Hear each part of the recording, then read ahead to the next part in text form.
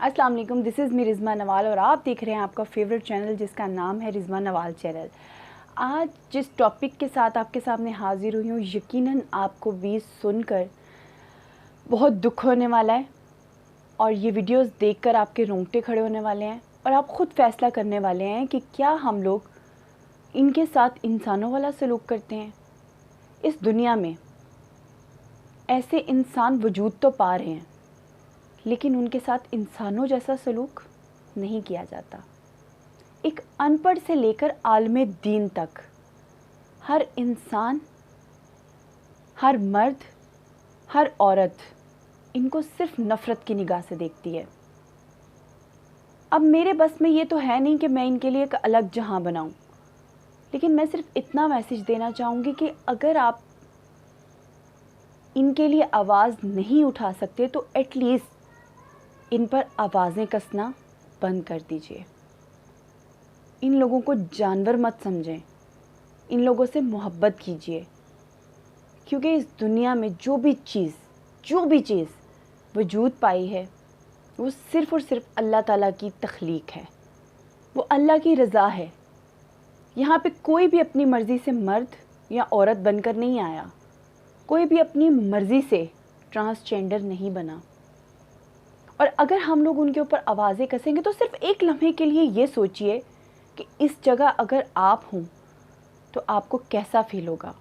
मैंने पर्सनली खुद बहुत बार जब किसी भी ट्रांसजेंडर को गुज़रते देखा है तो उनके पीछे एक बच्चों का हजूम देखा है जो अक्सर उनका मजाक उड़ाते हैं। इसके अलावा मैंने जब कभी किसी ट्रांसजेंडर को लड़कों के पास से गुज़रते देखा है तो उन पे आवाज़ें कसते देखा है। मैंने जब कभी किसी भी औरत के पास से उनको गुज़रते देखा है तो उनके मेकअप का मजाक उड़ाते देखा है। आपको ये राइट किसने दिया है? इस ज़माने में जहाँ हम लोगों के हकूक़ हैं वहाँ उनके भी हकूक़ हैं, उनकी भी इज़्ज़त है, उनकी भी सेल्फ़ रिस्पेक्ट है, जिसका ख़याल करना हम सब पे फ़र्ज़ है, क्योंकि वो भी इस मुआशरे का हिस्सा हैं, वो भी उसी खुदा की तख्लीक हैं जिसकी हम तख्लीक हैं। तो खुदारा उनके साथ इंसानों जैसा सलूक कीजिए। अब आपको एक वीडियो दिखाने वाली हूँ जो देखकर यकीनन आपकी अकल दंग रह जाएगी कि ये भी इंसान है जो इस ट्रांसजेंडर के साथ इस तरह से कर रहा है, उसके साथ इस तरह का सलूक कर रहा है कि उसके सारे बाल काट दिए और उसके साथ क्या कर रहे हैं, ज़रा मुलाहिज़ा फरमाइए।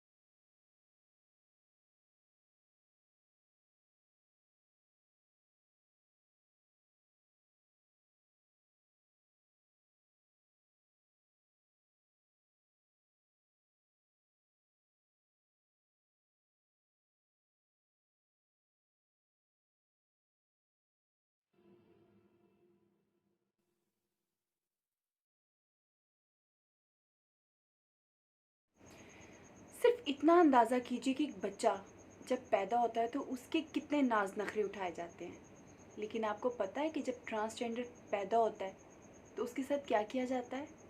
اس کو اپنے گھر سے نکال دیا جاتا ہے اور ان کو انہی کی جینڈر کے ساتھ بھیج دیا جاتا ہے، جہاں وہ ساری زندگی ناچ گا کے اپنا پیٹ پالتا ہے۔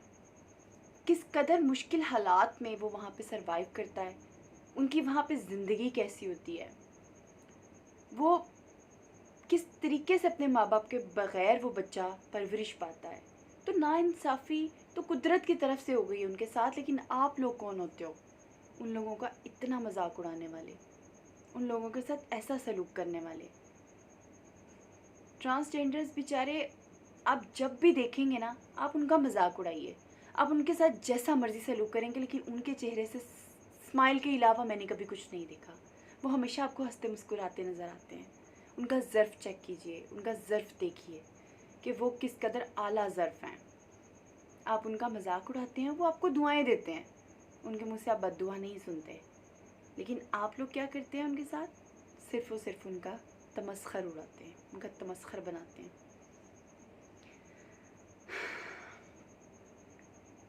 مجھے اس معاشرے کا حصہ ہوتے ہوئے شرم آتی ہے۔ فارن کنٹریز میں جائیں، وہاں پہ ٹرانسجینڈرز کے وہی حقوق ہیں جو ہم لوگوں کو ملے ہیں، جو مرد اور عورتوں کے حقوق ہیں ویسے ہی وہاں پہ بھی ٹرانسجینڈرز جو ہیں وہ سروائیو کر رہے ہیں، پڑھتے ہیں، لکھتے ہیں۔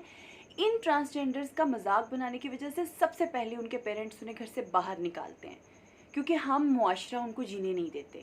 اگر ہم لوگ مذاق نہیں بنائیں، اگر ہم لوگ باتیں نہیں بنائیں، تو شاید وہ بچے بھی اپنے ماں باپ کے زیر سایہ جس طرح ہم لوگ پلے ویسے ہی پڑھیں اور پھر اس قابل ہوں کہ اپنے پیروں پہ کھڑے ہو کر اپنے لیے 2 وقت کی روٹی کما سکیں۔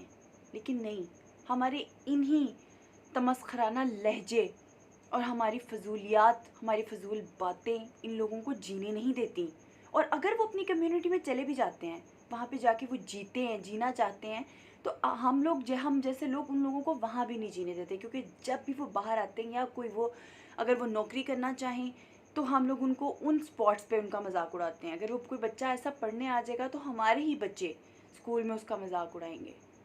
تو ان لوگوں کو خدا را انسان سمجھیے، ان کے ساتھ پیار سلوک سے رہیے، ان کو بھی وہی عزت دیجیے جو آپ اپنی بہنوں ماؤں کو دیتے ہیں، جو اپنے بھائیوں کو دیتی ہیں۔ ان کو، انسان کو خدا کی تخلیق سمجھیے، اس چیز کو ایکسیپٹ